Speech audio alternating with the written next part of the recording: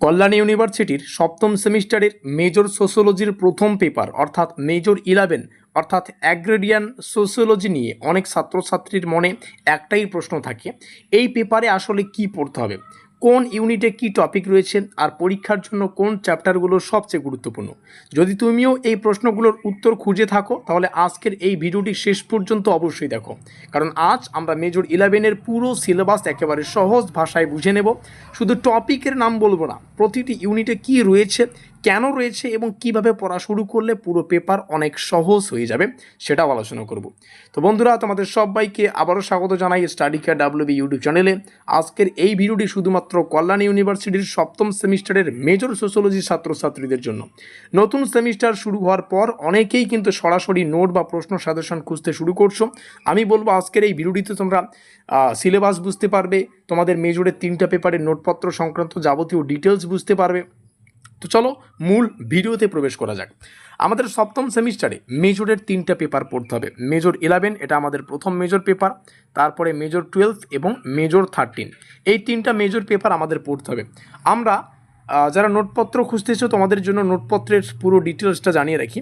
আমরা major 11, major 12 এবং major 13 অর্থাৎ 3টা মেজর সোশিওলজির সম্পূর্ণ official syllabus, official question pattern ডিটেলসে অ্যানালাইজ করে, বিগত বছরের ট্রেন্ড ফলো করে, এবছর কোন কোন কোশ্চেনগুলো আসতে পারে এগুলো পরীক্ষা নিরীক্ষা করে একটা এক্সাম ওরিয়েন্টেড পেইড নোটপত্রের সুব্যবস্থা করেছি। যারা জানো না তোমাদের সুবিধার্থে জানিয়ে রাখি, আমরা কল্যাণী ইউনিভার্সিটির বিভিন্ন সাবজেক্টের বিভিন্ন সেমিস্টারের একদম পরীক্ষা নিরীক্ষা করে কিন্তু এক্সাম ওরিয়েন্টেড নোটপত্র প্রোভাইডেড করে থাকি। এর আগেও আমরা সাজেশন নোটপত্র প্রোভাইডেড করেছি, এর আগেও কিন্তু আমাদের পেইড নোটস থেকে ছাত্রছাত্রীরা পরীক্ষা প্রশ্নাবলীকে হুবহু কমন পেয়েছে। আর সেই বিকল্প কিন্তু আমরা সপ্তম সেমিস্টারেও দেখাচ্ছি। আমরা সপ্তম সেমিস্টারেও কিন্তু মেজরের এই 3টা পেপার মেজর 11, 12, 13 এই 3টা পেপারের official syllabus question pattern analyse করে একটা ব্রহ্মাস্ত্র নোটপত্রের সুব্যবস্থা করেছি। এই নোটপত্রটার প্রেজেন্ট প্রাইস 699 টাকা থেকে শুরু হচ্ছে। এই প্রাইসটা কিন্তু 850 টাকা পর্যন্ত যেতে পারে, পরবর্তীতে প্রাইসটা বাড়বে। ঠিক আছে, তো আজকে বা মোটামুটি 2-1 দিনের মধ্যে কেউ যদি সংগ্রহ করো তো 699 টাকা দিয়ে তোমরা মেজরের 11, মেজরের 12, মেজরের 13 এই পেপারগুলো থেকে যে 2 নম্বরের, 5 নম্বরের এবং 10 নম্বরের যে প্রশ্ন উত্তরগুলো, এক্সাম ওরিয়েন্টেড প্রশ্ন উত্তরগুলো তোমাদের পড়তে হবে, সেগুলো কিন্তু PDF ফাইল তোমরা আমাদের কাছ থেকে সংগ্রহ করতে পারবে। যাবতীয় ইনকোয়ারি সংক্রান্ত যাদের রয়েছে আমাদের নিচে যে যোগাযোগ নম্বর দেখতে পাচ্ছ এখানে যোগাযোগ করে আমাদের নোটপত্র সংক্রান্ত যাবতীয় ডিটেলস আরও ডিটেলসে কিন্তু জেনে নিতে পারো। তো চলো মেজর 11-এর বা মেজরের প্রথম পেপারের সিলেবাসটাকে একটু বুঝে নেই।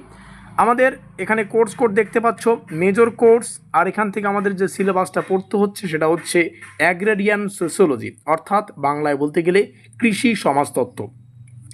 অনেকেই কিন্তু নাম শুনে মনে করে যে এখানে শুধুমাত্র কৃষিকাজ বা চাষবাস সম্পর্কে পড়ানো হবে, কিন্তু বাস্তবে বিষয়টা কিন্তু অনেক বিস্তৃত বা অনেক ব্যাখ্যার।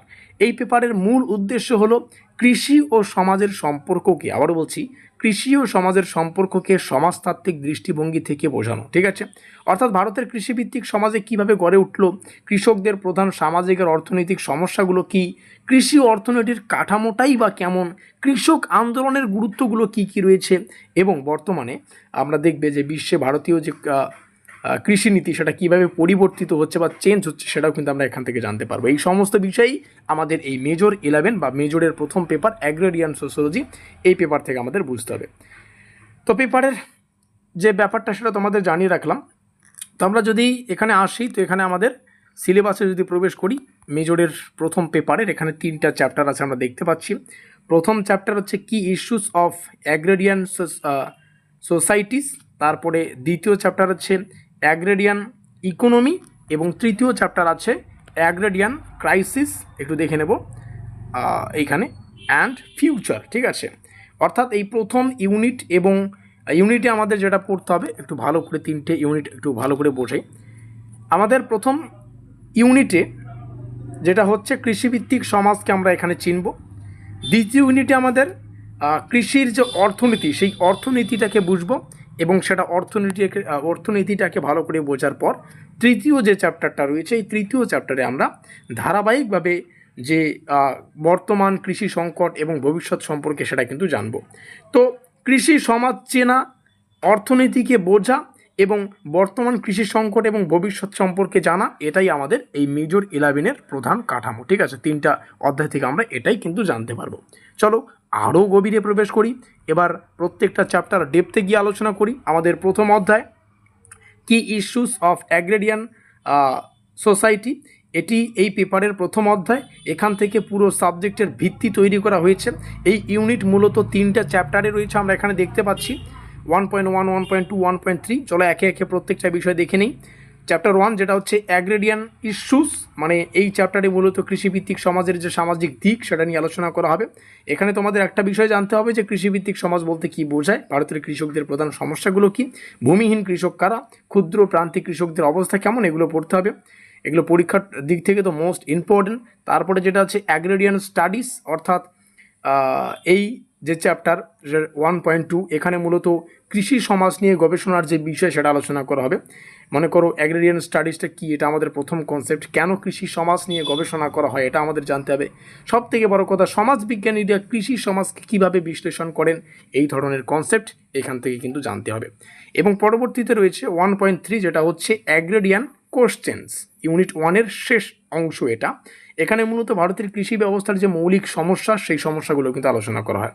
যেমন কৃষি সমাজের কী কী সমস্যা, ভূমির মালিকানা নিয়ে সমস্যা হয়, কৃষকদের অধিকার নিয়ে সমস্যা হয়, কৃষি উন্নয়নের সমস্যা হয়, কৃষি সংস্কারের প্রয়োজনীয়তা হয়। তো পরীক্ষার দিক থেকে এই চ্যাপ্টার থেকে বিশ্লেষণধর্মী প্রশ্ন আসার সম্ভাবনা কিন্তু যথেষ্ট বেশি। তারপর প্রথম চ্যাপ্টারটা, তার 3টা অংশ ডিটেলস আলোচনা করলাম। এখানে যেভাবে বলছি ঠিক একইভাবে পরীক্ষা নিরীক্ষা করে কিন্তু আমরা পেইড নোটসটা তৈরি করেছি, যার প্রেজেন্ট প্রাইস 699 টাকা থেকে শুরু হচ্ছে। এটা কিন্তু 850 টাকা পর্যন্ত যেতে পারে।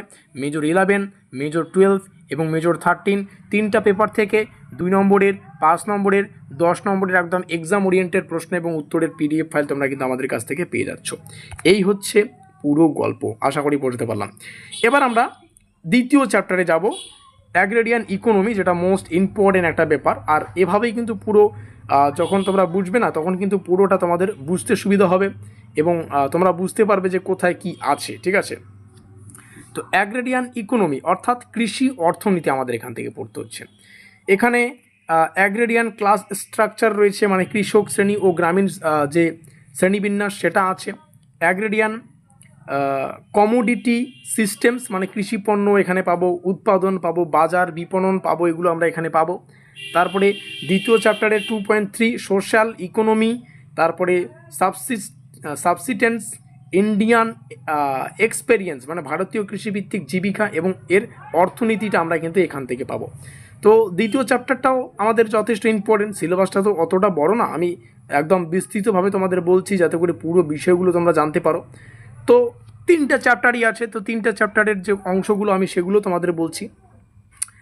তো 2.3 থেকে আমাদের এই সমস্ত বিষয়গুলো পড়তে হবে, মানে ভারতীয় কৃষির যে কৃষিভিত্তিক যে জীবিকা, এগুলো আমাদের এখানে পড়ছে হচ্ছে গ্রামীণ অর্থনীতি, কৃষি নির্ভর পরিবার, দারিদ্র পাবো আমরা এখানে, জীবিকার উৎসগুলো পাবো, এগুলো আমাদের এই দ্বিতীয় চ্যাপ্টারের লাস্ট খণ্ড থেকে পড়তে হচ্ছে।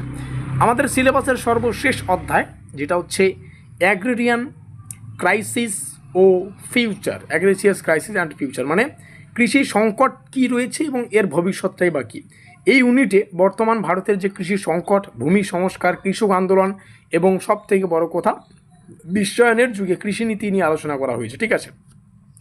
আমরা যদি 3.1 দেখি, land reforms and green revolution, মানে ভূমি সংস্কার এবং সবুজ বিপ্লব সম্পর্কে আমাদের এখানে পড়তে হবে। এখানেও 3টা খণ্ড, 3.1 আলোচনা করছি। আর এখানে ভূমি সংস্কার পাবো, ভূমি সংস্কারের উদ্দেশ্য, ভূমি সংস্কারের সাফল্য, সীমাবদ্ধতা, গ্রিন রিভলিউশনের যে ধারণা সেটা আমাদের পড়তে হচ্ছে, সবুজ বিপ্লবের সুফল কুফল, এগুলো পরীক্ষা আসেই। ভারতীয় সমাজে বা ভারতীয় কৃষিতে এর প্রভাবগুলো আসে পরীক্ষায়, এই ধরনের প্রশ্ন কিন্তু পরীক্ষায় বারংবার জানতে চায়। 3.2-তে যদি আসি, এখানে আমাদের agrarian movements, Telangana and Naxalbari রয়েছে। মোস্ট ইম্পর্টেন্ট এই টপিকটা, 5-10-এর প্রশ্ন তো এই খণ্ডগুলো থেকে আসেই, মানে কৃষক আন্দোলন রয়েছে, তেলেঙ্গানা ও নকশালবাড়ি আন্দোলন এখান থেকে পড়তে হবে। সব থেকে বড় কথা, এই তেলেঙ্গানা আন্দোলনের কারণ ফলাফল পড়ো, নকশালবাড়ি আন্দোলনের কারণ পড়ো। তোমরা যখন আমাদের পেইড নোটস নেবে সেখানে কিন্তু প্রত্যেকটা বিষয় একদম ডিটেলসে আলোচনা করা আছে, ঠিক আছে। সিলেবাসটা অত বড় না, নোটপত্র নিয়ে পড়লে তোমাদেরই সুবিধা। এবং শেষ যেটা আছে 3.3, যেটা হচ্ছে আমাদের Indian agrarian policies and global order, মানে ভারতীয় বা জাতীয় কৃষিনীতি এবং গ্লোবাল অর্ডার, মানে বিশ্ব ব্যবস্থা যেটাকে আমরা বলবো। এখানে কি পড়তে হবে? এখানে পড়তে হবে ভারতীয় কৃষি নীতি, কৃষি উন্নয়ন পরিকল্পনা, গ্লোবালাইজেশন, এই ধরনের ব্যাপার। WTO আমরা এখানে পাবো, একটু নামটা লিখে রেখো, WTO পাবো, ঠিক আছে। এর প্রভাবটা পাবো, অর্থনৈতিক বা আন্তর্জাতিক কৃষি বাজার, তারপরে ভারতীয় কৃষির ভবিষ্যৎ, এগুলো আমরা এখান থেকে পাবো। তো এই হচ্ছে আমাদের মেজর 11-এর সম্পূর্ণ পুরো সিলেবাস, অফিসিয়াল সিলেবাস বাংলায় আলোচনা করে দিলাম, যাতে করে প্রত্যেকটা টপিক, প্রত্যেকটা চ্যাপ্টারের অংশগুলো তোমরা ডিটেলসে জানতে পারো। তার পাশাপাশি আমাদের যে ব্রহ্মাস্ত্র পেইড নোটস আমরা বিভিন্ন পরীক্ষা নিরীক্ষা করে তৈরি করেছি, সেটার যে ডিটেলস সেটা তোমাদের সামনে শেয়ার করলাম। তোমরা আমাদের পেইড নোটসটা PDF ফরম্যাটে পাবে, হোয়াটসঅ্যাপে সংগ্রহ করবে, A4 সাইজে প্রিন্ট আউট করার সুযোগ পাবে। এটা কম্পিউটার টাইপিং PDF নোট, তোমরা চাইলে ডেমো দেখে নোটপত্র সংগ্রহ করবে, কোনো ব্যাপার না। নিচে আমাদের অফিসিয়াল যোগাযোগ নম্বর দেখতে পাচ্ছ, এখানে যোগাযোগ করে নোটপত্র সংক্রান্ত যাবতীয় ইনকোয়ারি তোমরা জেনে নিতে পারো, নোটপত্র সংক্রান্ত যাবতীয় ডিটেলস আরও গভীরে জেনে নিতে পারো। ভিডিওটিকে শেষ পর্যন্ত দেখার জন্য অসংখ্য ধন্যবাদ।